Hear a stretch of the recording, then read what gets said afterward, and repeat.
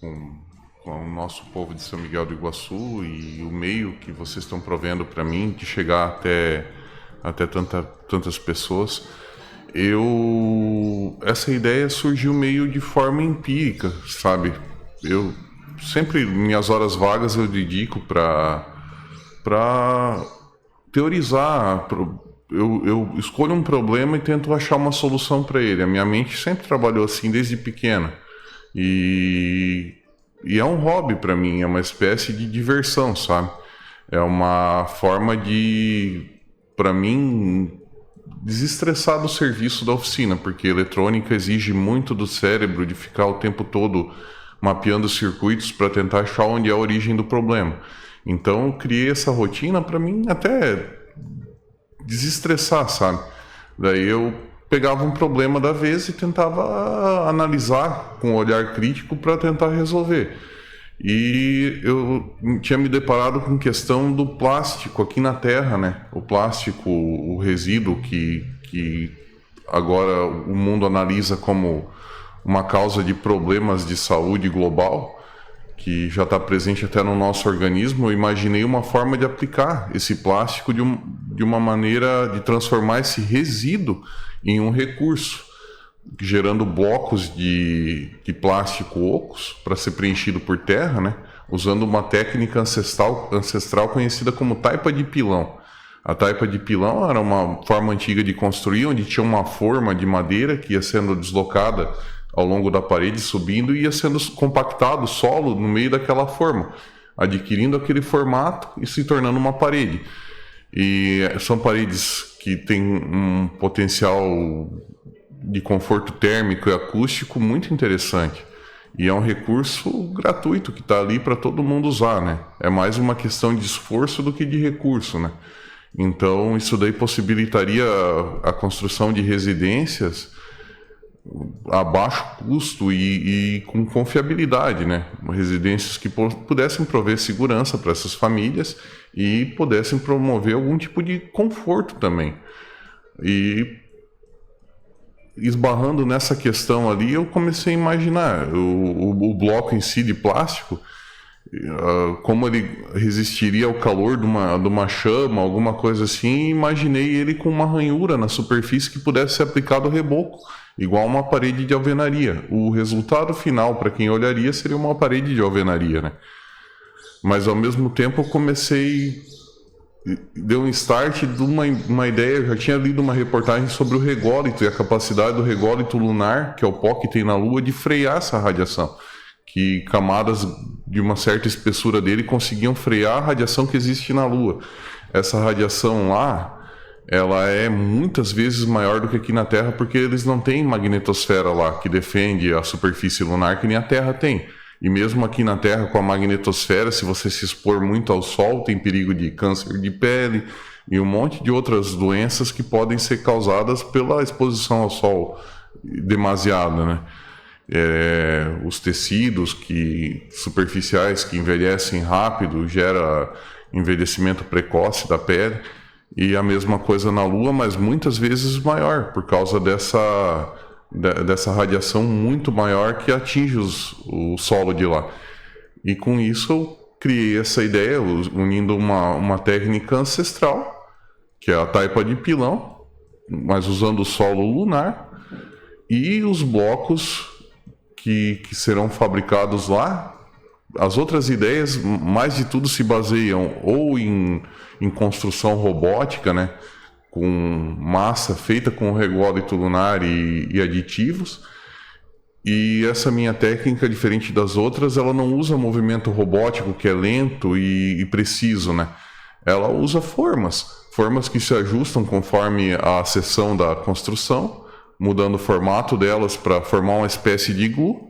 E esse iglu, o iglu por si só, ele tem uma capacidade mecânica de resistir a impactos e distribuir esforços. E por isso foi adotado esse formato. Os corredores que interligam usam arcos abobadados, que eles são os arcos que eram usados nas antigas cidades, que nem Roma. Esse formato também distribui o esforço ao longo da parede e ele permite uma área de trabalho maior, né? A ciência permitiu aí as primeiras pontes, o transportar Roma, ter água limpa, por exemplo, Sim, porque trazia através dos dutos longa distância e tal. Os dutos Cara, e você fazia tudo isso no teu período, teu hobby. É o meu hobby, é uma forma de... Porque assim, quando a mente foca muito numa coisa, você tem que achar outra coisa para desfocar. A gente chama isso de ocupar o outro lado do cérebro. Desopilar, eu falo. Para dar uma arejada. Uma arejada. E qual que é a tua profissão? Eu sou técnico eletrônico. Técnico eletrônico. Já fui eletricista industrial, trabalhei em algumas empresas aqui da cidade.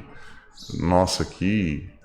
Até um abraço para o Daniel da Inet, que foi um dos primeiros patrões meu aqui de São Miguel. Daniel da Friela também, que abriu as portas. Eu trabalhei em muitas empresas, em ramos diferentes, então fiz muita amizade ao longo dessa estrada. E nesse ponto aí, a gente tem... Você está morando aqui? Eu moro aqui em São Miguel. Minha empresa é localizada aqui. E como que você fez a conexão para chegar na Agência Espacial Europeia? Como a gente não tem laboratório, né? Eu não tenho laboratório, eu comecei a usar a inteligência artificial para simular os fenômenos físicos envolvidos, né?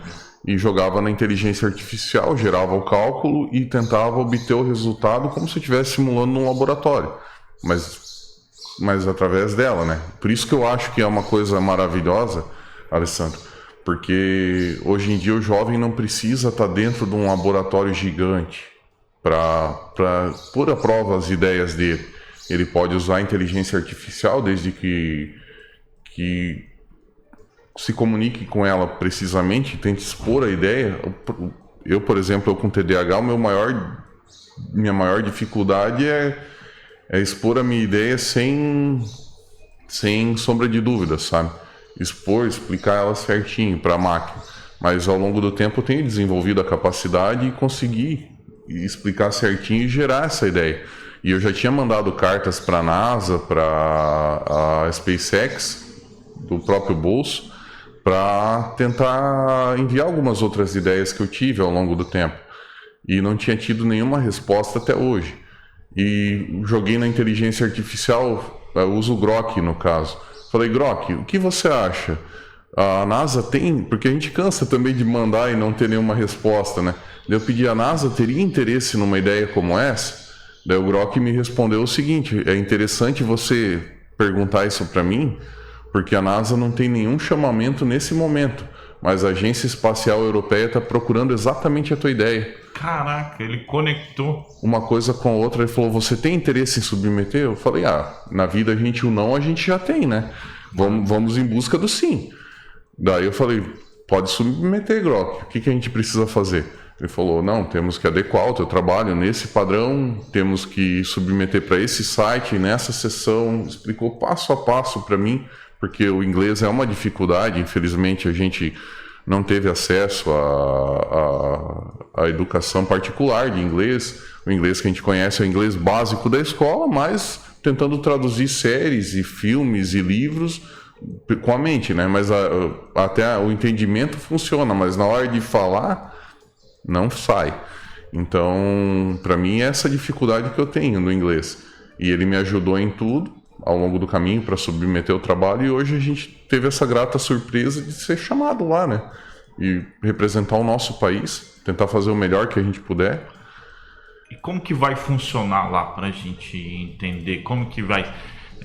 você vai ter que apresentar a tua ideia. Ideia, ela já foi, de certa forma, ela já foi aceita, né? Mas você vai ter que convencer mais pessoas, ou tu vai lá para já começar a dar o pontapé no projeto?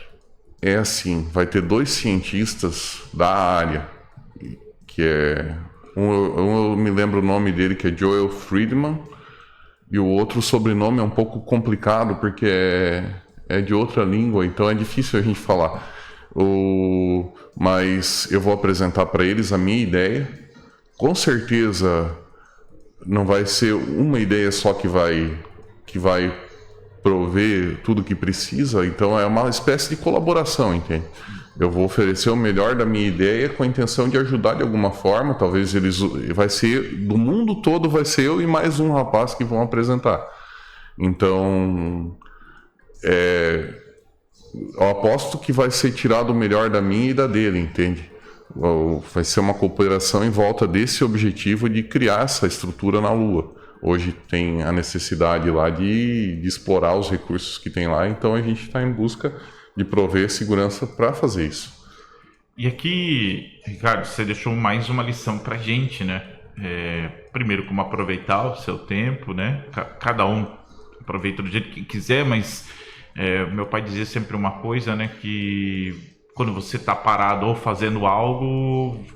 O tempo passa igual. O tempo passa igual. Então, eu acho que se essa analogia ela tá materializada através de você aqui, né? Você aproveitou muito bem, mas a gente está num mundo de inteligência artificial. Ainda a gente vive numa sociedade, na nossa principalmente, ainda muito enraizada nos nossos costumes. Isso é muito bom, mas a gente está vendo que isso é irreversível. A gente tem que aprender a utilizar. Está aqui o exemplo do Ricardo. As ferramentas, né, que são dispostas para nós. E eu queria que você deixasse aqui para a gente fechar, né? E até fica abertura para um novo momento, para a gente voltar a conversar, porque é muito legal, cara, que você traz aqui de uma coisa assim que deixa a gente orgulhoso por ter alguém buscando aqui de São Miguel do Iguaçu, colocar o nosso município no mapa, e também inspirador, tá? Porque mostra que se você acreditar, tiver um pouquinho de vontade e não te deixar por onde você vive ou a tua ideia, achar que ela é insuficiente, deixar aquele brilho apagar, né? A gente tem aquela lâmpada sempre acesa que é o motivo da gente viver, né? Não é mais nada do que isso. E você foi atrás disso, cara, teve coragem, colocou e soube utilizar as ferramentas. Eu queria que você deixasse um conselho para a galera aí que usa inteligência artificial e ainda não está usando da forma correta e tem um mundo para explorar, tá só brincando na superfície. Eu não poderia terminar sem agradecer primeiramente a Deus, porque eu acredito que um tanto é conhecimento, mas a maioria é inspiração divina. Então, o ser humano, ele vive nessa terra, toda vez que ele evolui, ele dá uma espiadinha na prancheta do engenheiro mestre, né? Quando a gente desenvolve alguma coisa, é como se a gente desse uma espiadinha na prancheta de Deus. E as pessoas que têm me ajudado, e para as pessoas que vestiram a camisa sonhar esse sonho, eu peço desculpa se magoei alguém ao longo do caminho ali, mas a gente está tentando fazer a coisa da forma mais certa possível. Então, agradeço de coração a todos que sonharam esse sonho comigo e falo para os jovens o seguinte: sonhe. Tem eu esqueci o nome ele é um empreendedor brasileiro que sonhar grande e sonhar pequeno é o mesmo custo mental, custo físico, financeiro. Então sonha grande, já que está sonhando, bota a tua cabeça para sonhar, acredita nos teus sonhos, põe na mão de Deus, se esforça dentro daquilo que está no teu alcance, porque a minha família falava um ditado, que naquilo que está no teu alcance Deus não move uma palha, mas naquilo que não está no teu alcance Deus move montanhas. Então faz a tua parte, trabalha junto com Deus, abre a tua vida para Ele e faz o melhor que tu puder naquilo que tiver no teu alcance, que o resto está nas mãos dele. Sem dúvida. Ricardo, parabéns, muito obrigado. Boa sorte, que Deus possa te iluminar lá e que você possa fazer um trabalho relevante, que dando certo, você deixa um legado também para a humanidade. Amém. Obrigado, Alessandro. 7h52, 7